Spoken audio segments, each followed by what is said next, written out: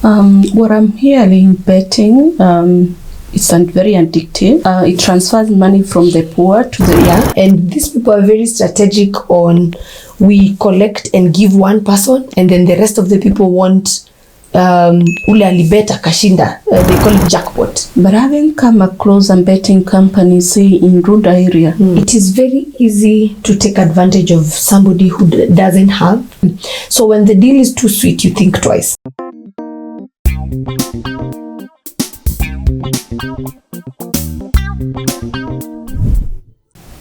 Thank you, Lillian. Thank you for having me.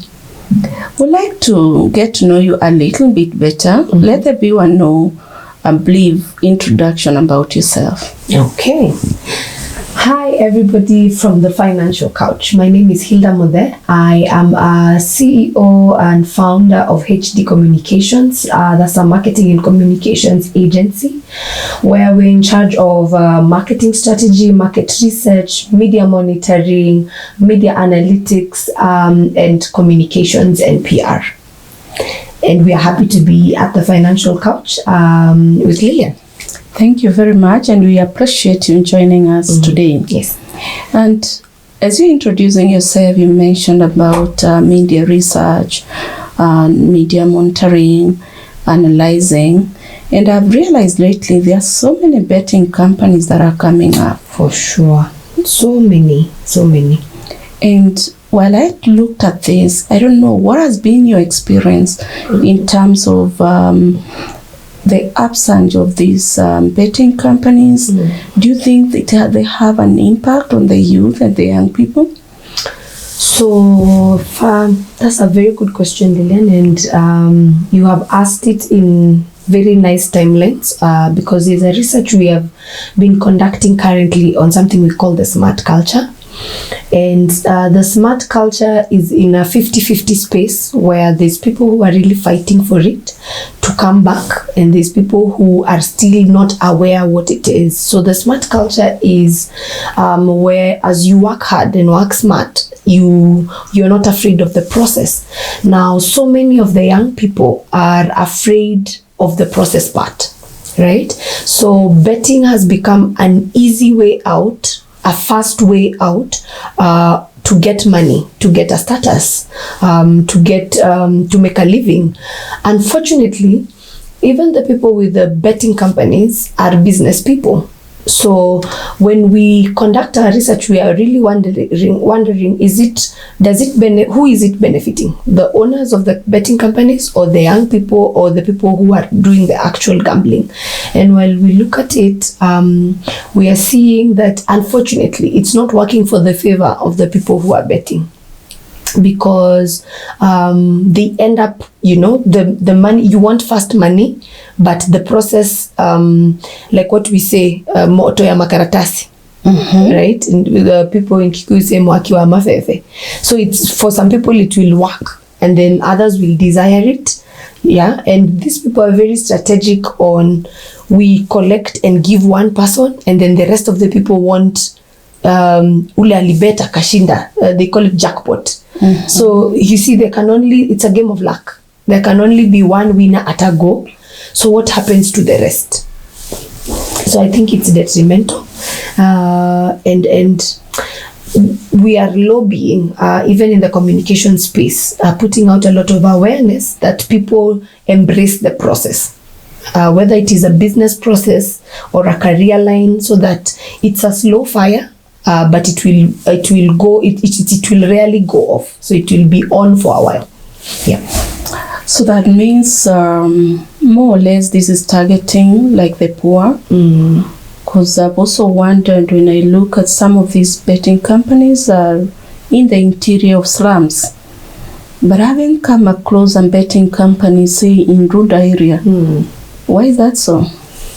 So it is very easy to take advantage of somebody who doesn't have vis-a-vis somebody who has, because you'll find that somebody who has, there's a lot of intellect involved, and they are very curious and cautious, and that's the smart culture we are talking about. So if everyone was to embrace the smart culture, even the Bible tells us that time and chance has been given to all. So if we make good use of time and opportunities, that is what the Bible calls chance, we are able to develop that smart culture. So the people who've taken their time and the chance to develop the smart culture, they build on their intellect and they are able to build wealth. So they are very curious about everything. They are very inquisitive. So you would hardly take advantage of them. So when the deal is too sweet, you think twice. But unfortunately, in the reverse, the people living standard measures is how we measure them in the market space. The people of a lower living standard measure, they want the quick. They have not developed the time and chance to ask questions, to ask why. So I'll just move with it. Right? And now that is how, because you'll even find most of these betting companies belong to those ones who are on the other side of the living standard measure, because they have studied and they know that these ones will not ask questions. So it's just a chance of wapi, niekele wapi, right? So what is it that you love? So it becomes, when you want an easy way out, then you will fall very quickly, right? So just the common old saying that sounds cliche, when the deal is too sweet, you think twice. But unfortunately, those of a lower standard living measure are not asking the why. From your own research, and I know you're very vocal about this topic, is betting addictive? Very addictive. Very, very addictive. In fact, at first, I think our research has led us to, we will hook you, just like a good drug, right? There's that adrenaline rush. So every person at first, either by their own experience or somebody they know have seen quote unquote success, right? It feels nice. If I have 2,000 shillings nimewekelea and then I've gotten 6,000 that I've not worked for, of course it feels nice. This is how it even feels nice when no wonder tunaambiwa wanawake tunapenda kula fair. Everybody likes money they have not worked for, but it's not sustainable, right? So you see it and you're hooked and you're thinking, so if for 2,000 I can, you know those quick mathematics that don't add up. If for 2,000 I can get 6,000, then what if I do the 6,000, then I'll get 12,000. And then the more you invest, you've invested time and resource and energy and adrenaline, and then at the time umefika pale juu, it is all taken away. And unfortunately, there is no compassion in betting. There is no ile oye, wacha tuchukue atangalau 10, tumwache 2. Right? Of the 6,000, let us take 4,000 and leave 2,000. They take everything, right? But they'll make sure the algorithm will favor a few people. So by extension, those that have not tasted that addiction will see and desire from somebody else. And also, I think it has a lot, and especially with the young people, the other problem is the drug of what we see. Social media, we're living in an age where for us marketers and people in the communication space, social media is good for work, but we're also living in an age where comparison is a lot. I used to go to school with you, and now you're driving a car where we are peers. You've built your own house, you're coming out of a mansion, you live in a lavish estate, and I'm wondering, so I will do whatever it takes to match up. So nowadays it's the gambling. And there's also this forex business that the young people are into, and so many funny businesses. So to be able to match up with the status quo, so there is that addiction of I want a good life. I've seen it with Fulani, and once you start, it could be a very dangerous rabbit hole. Wow. Could we say that these betting companies, it's about making the rich richer and those who don't have wallet? Unfortunately, yes. And I don't know what we could do even as a society to be able to clean, we call it clean the airwaves. Because as much as, yes, that is the truth, and it's an obvious truth, there's also so many factors in between that blindden that truth. Because whatever you say, there's people who will even say, I am young, educated, and I'm still jobless, so I lose either way, right? So I think the bigger question should be, if there's people who can influence change, either industry leaders or, the government, like bridge a gap on what can be done, because you'll find that research will show you that most of the gamblers are young people. Young translates to jobless. Young people jobless, it also translates to I have nothing, my mind is not occupied, so I have nothing to lose anyway, right? So even if I lose the 500, what else was I doing? It's not like, the way they say people who drink alcohol excessively say, well, when you kunywi nionyeshe ile pesa, the money you would have the money you're not drinking, what has it done for you? So there's that mentality. So there's nothing in comparison to show that is better. So there's so people don't, it's the truth, and we know we are making them rich, but naweza angukia jackpot, na besides hii 500 ilikuwa inifanyie nini anyway, right? Naenda nayo supermarket, I can only buy 2 things, or I have no other any opportunity, so what am I losing? Like, that mentality. So if we're able to do more as a society, and they say change starts with me and you, so if I'm able to do more in terms of increasing hope, giving more opportunities, trainings, like give meaning and purpose. And also to the viewers watching, I think some of these things are a journey you decide internally.